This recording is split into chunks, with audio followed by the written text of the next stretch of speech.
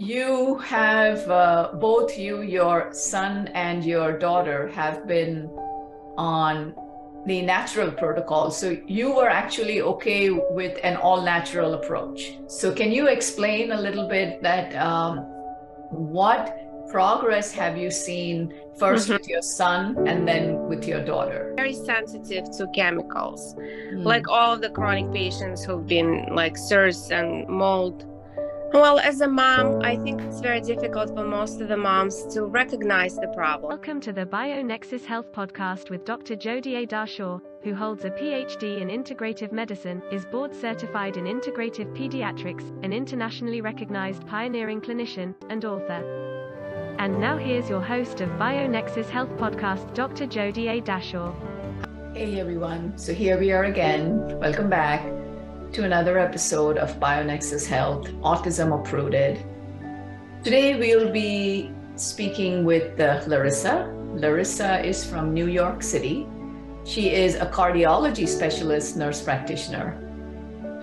Her son and daughter have had remarkable progress on the herbal medicine protocol, and Larissa is here to shed some additional light on how she achieved what she has achieved with her children today. Let's welcome Larissa to today's show. Hi, Dr. Darshaw. So welcome to today's podcast. Thank you for being here. Thank you for inviting me. So right off the bat, let's get started. What brought you to BioNexus Health and herbal treatment? You are a cardiology specialist, nurse practitioner. And I'm just, curious, what brought you to herbal medicine? Well, about a couple of years ago, we lived in a house that I suspected had mold after Sandy hurricane, because it was flooded, but I never paid attention and I couldn't connect the dots together when I developed autoimmune disease myself. My daughter and my son were born both in that house, and they had been struggling with multiple gastrointestinal problems since basically birth, and nobody knew what was going on. All of the labs were messed up. Like my little one had elevated calcium all the time, and we've been to hundreds of practitioners and nobody could pinpoint the simple fact that we were living in a moldy house, because they're not aware of it. Eventually we were looking for a practitioner who can help us, and we found you. I basically Googled myself, and that's how I got introduced to Dr. Shoemaker's works. And then he recommended practitioners, and I just chose, based on my zip code, you were the closest one to us.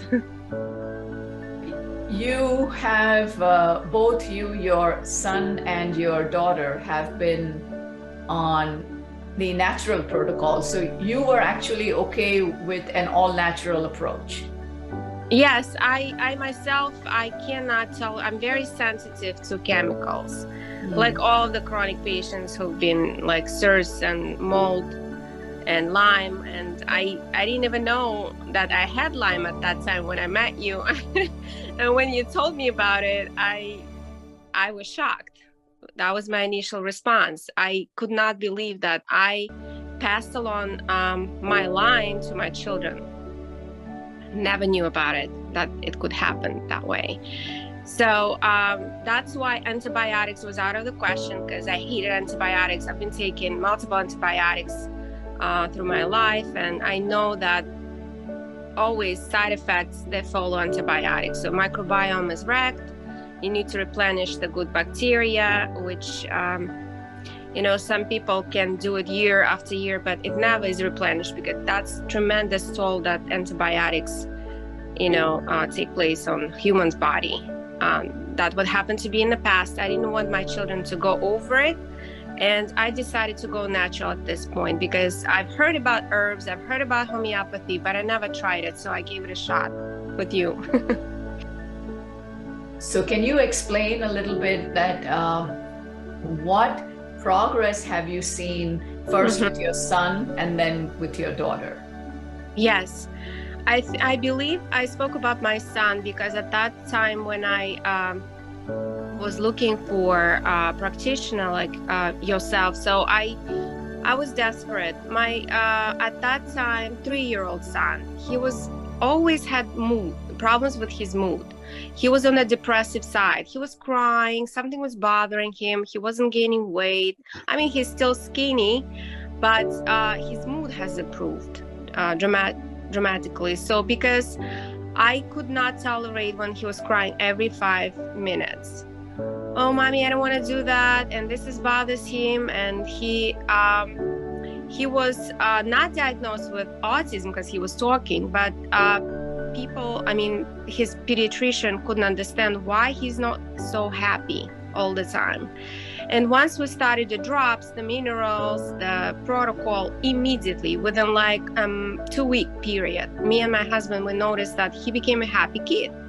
He wasn't crying anymore. He was happy, actually, playing with his sister, with other kids. And in a year, he was able to join pre-K. So because I was afraid that he would never go to pre-K because everything was disturbing, everything was bothering him. He was very sound sensitive.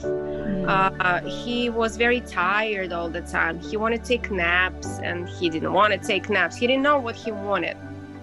But I remember you said, not everything is lost, because he was asking for forgiveness. Remember I told you that? He said, Mommy, I'm sorry. I don't know what's happening, but I'm sorry. And when he was asking for forgiveness, because he needed help at that point, I was going above and beyond just to help him, because I felt so bad for that little kid whose fault it wasn't that he was born in a moldy house from the mom who had a mycotoxin illness on top of it. So that's the story. With my daughter, it was a little bit different. She had some mood issues, but primarily she was a compliant child. Basically, she was already in school at that time. We moved out, but the protocol helped her dramatically in a way that she started to grow. She started to gain weight. She started to improve in school, more concentration. I noticed that.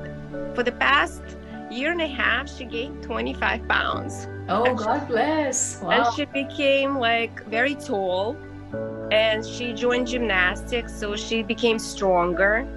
So she's a big sister now. I'm very happy about it. She stopped screeching her teeth at night, which is, might be a sign of parasitic infection or any underlying infection, whatever she had.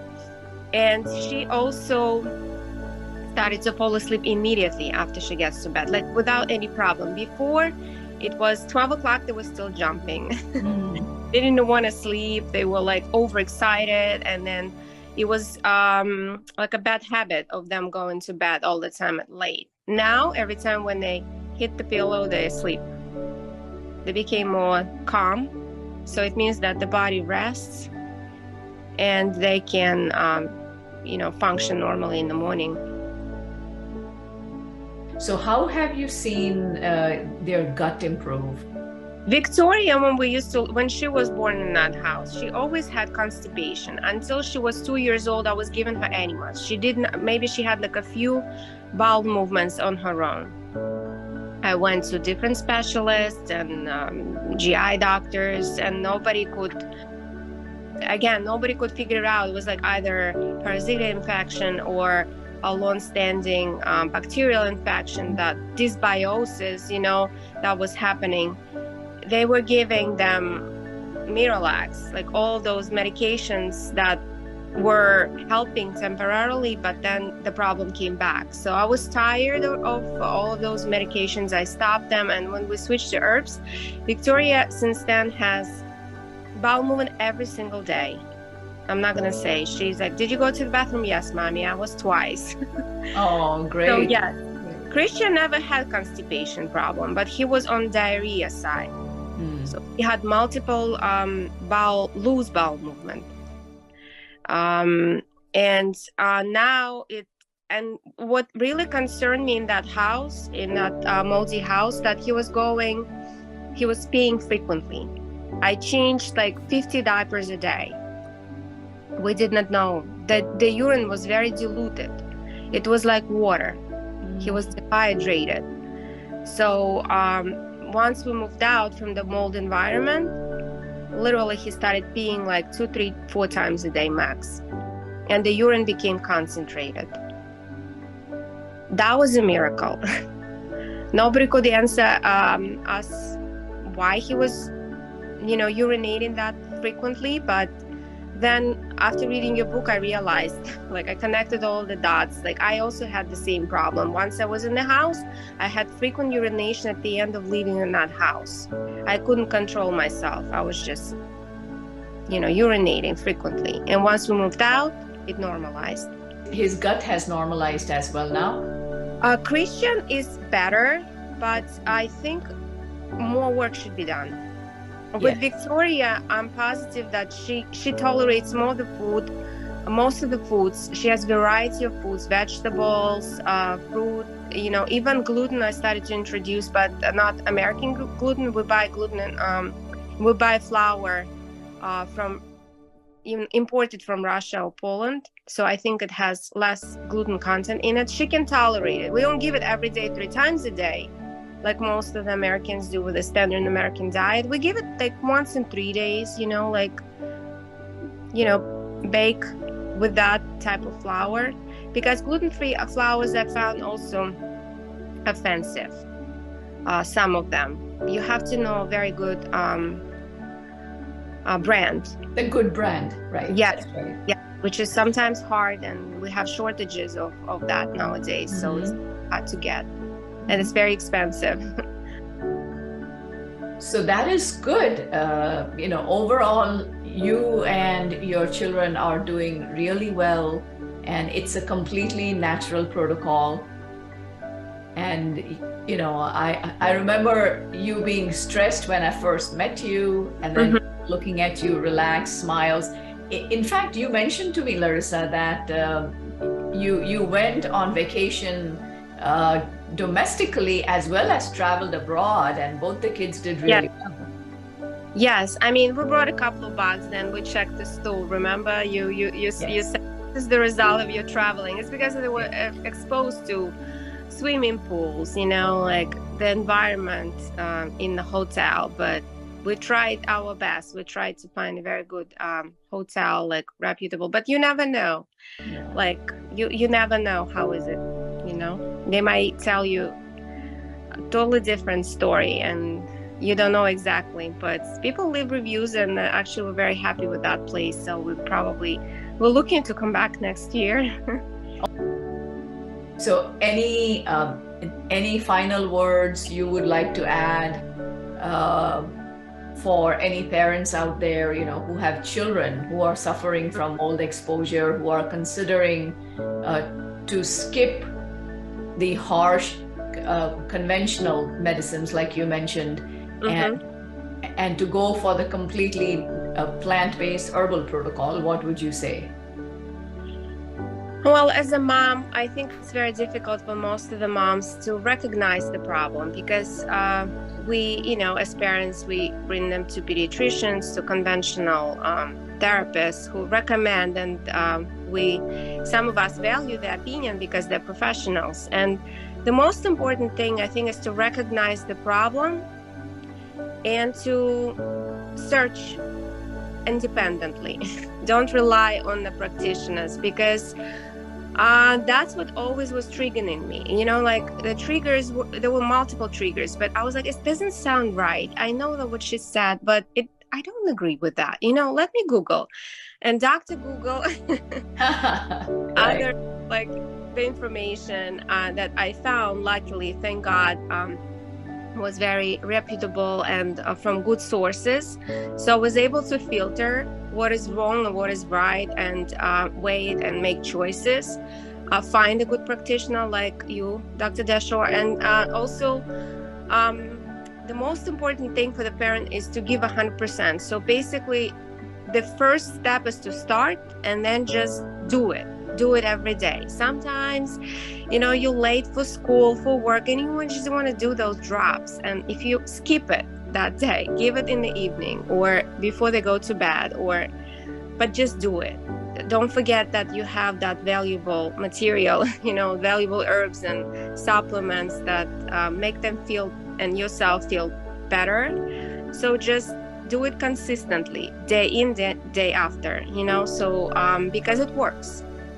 We've been on it like over a year, and as myself, I can say sometimes if I skip, I know already that I shouldn't have done that. When we travel, for example, we don't take stuff with us because it's a lot of things. And recently they opened them, they opened our luggage and look through the luggage and open our herbs. I didn't like that. They spilled the herbs. So the fact that they do that is just, it's not right, but they were looking for something, I guess. So, but if you can take it on a trip, so try to minimize the exposure of the environment then, like try for organic foods, again, make choices. To make choice is really hard sometimes, because I spoke to many moms who have kids and they have autism. And when I give them recommendations, just because I know them and they're my friends, they agree. But then they tell me, oh, Larissa, it's so hard. I don't know how you do that. It's so easy just to go and buy those Lunchables for children and give it to them. Because it takes, I'm sorry. Wow. Yeah, Lunchables. That's what my daughter says. Most of the kids in her class have Lunchables. And oh my God. She never tried that. And we always try to send her home with homemade foods and tell them to not expose them to this and that. And of course, it's hard when they buy pizza for the whole class and the child is left out and everybody thinks that the child is different, and kids don't want to be different. They want to have friends. They want to be in the same environment. But you can provide with a gluten-free pizza slice or something. Just arrange for a gluten-free muffin, give it to the teacher and tell them to give it to the kid. So it's a hard work, but it's rewarded at the end, if you're consistent. So that's my advice. Right. So awesome. Thank you so much for joining me today. I really appreciate you being here. I'm very happy to be there. All right. So that brings us to an end of today's podcast. Thank you for joining me, everyone. And I will see you back here at the next episode. So until then, be well. Namaste. Thank you for joining Master Herbalist Dr. Jody A. Dashaw, Director of the BioNexus Health Clinic and BioNexus Herbals, on the BioNexus Health Podcast, where we explore and share information and stories about recovering and healing from chronic and environmental illnesses such as mold biotoxin illness, Lyme disease, autism spectrum disorder, fatigue, Crohn's and colitis, mast cell activation syndrome, PANS, and more. Please help us grow our message by subscribing to our podcast channel and sharing the podcast on your social networks. For more information, visit bionexushealth.com.